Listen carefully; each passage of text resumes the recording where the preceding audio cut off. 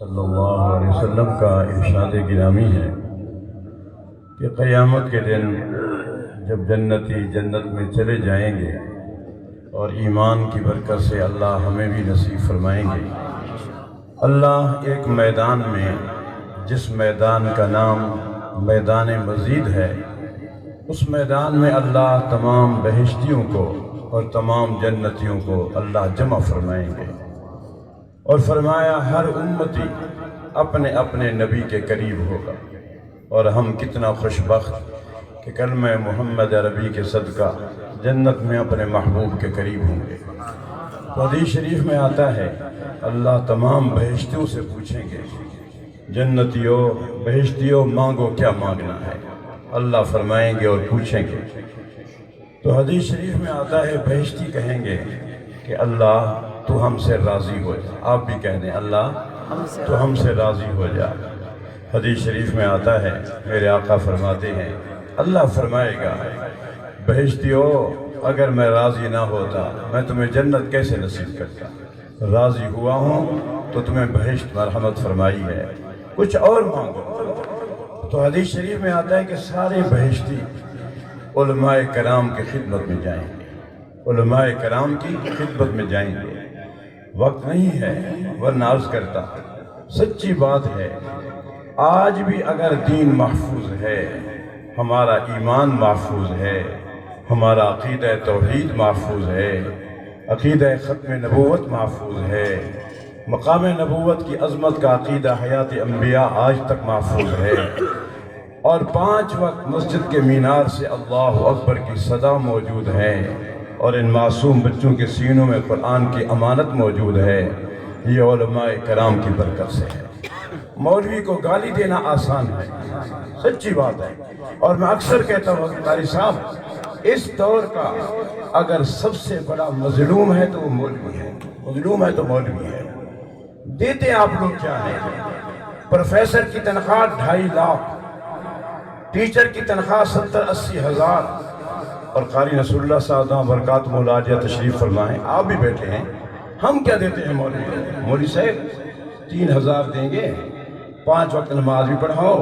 بچوں کو بھی پڑھاؤ، آذان بھی دینی ہے، مسجد کا جھاڑو بھی دینا ہے، بس یہ کام ہے ہمارا۔ میرا بھائی آپ نے دیا کیا ہے مولویت کو؟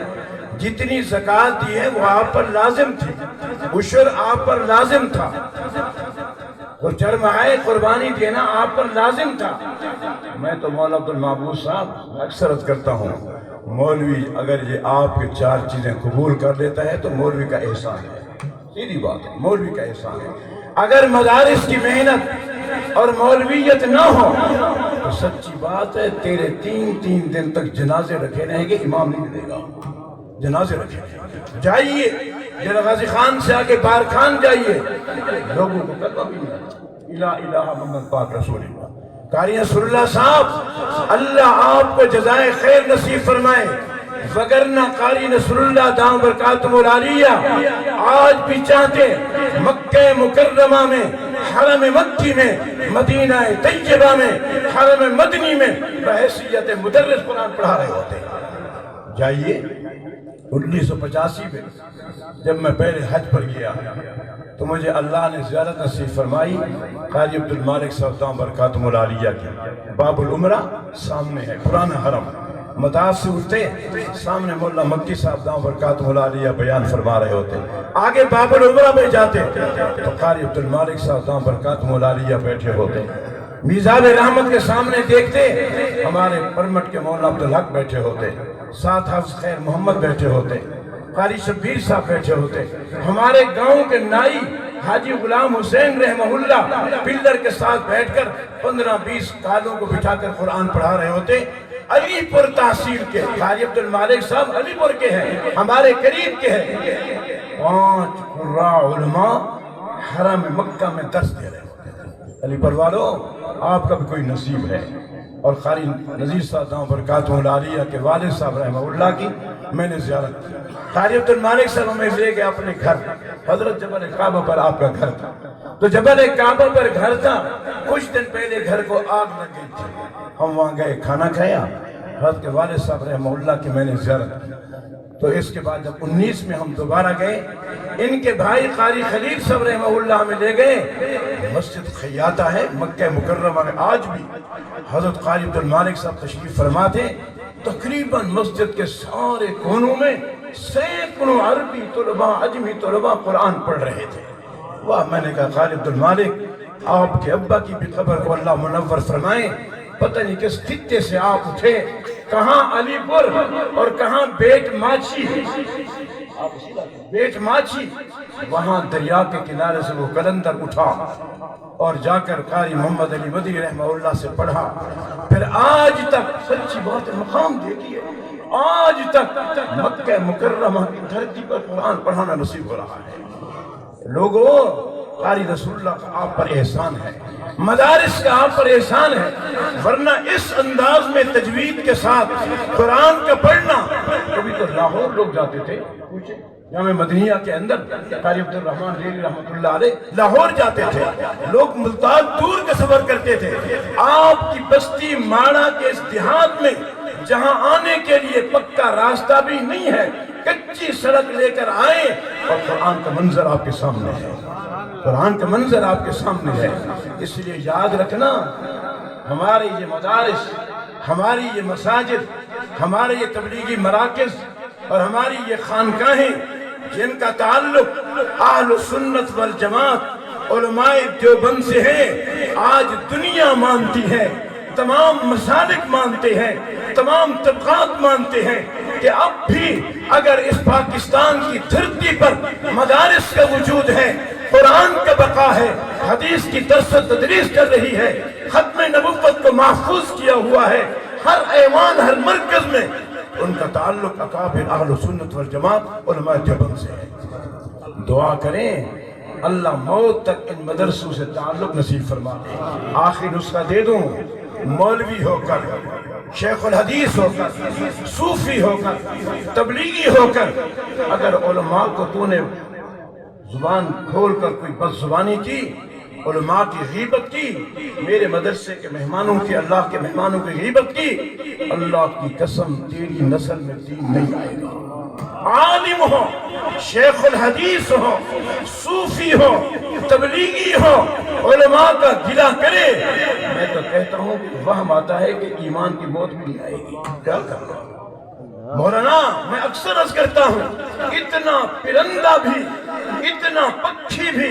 اتنا پرندہ بھی اللہ پر توکل نہیں کرتا جتنا میرے مدرسے کا مولوی کرتا ہے۔ اللہ کی قسم، پوچھو علماء سے، قاری نصر اللہ صاحب سے پوچھو، کبھی سوچا بھی ہے کہ کل بچوں کو کیا کھلانا ہے، رات کیا کھلانا ہے؟ اللہ کی قسم، میں قسم اٹھا کر کہتا ہوں، تمام مدارس کے معتممین سے کہہ کر کرتا ہوں، ان کی طرف سے ہم نے آج تک بیٹھ کر سوچا بھی نہیں ہے کل بچے کیا کھائیں گے، پرسوں کیا کھائیں گے۔ ان کا رزق آ جاتا ہے، یہ بچے ماں کے پیٹ میں تھے، ان کا رزق مقدر ہو گیا۔ قاری رسول اللہ صاحب کا احسان، علاقے والوں، آپ کی نسلیں بھی نہیں اتار سکتی، اللہ کی قسم،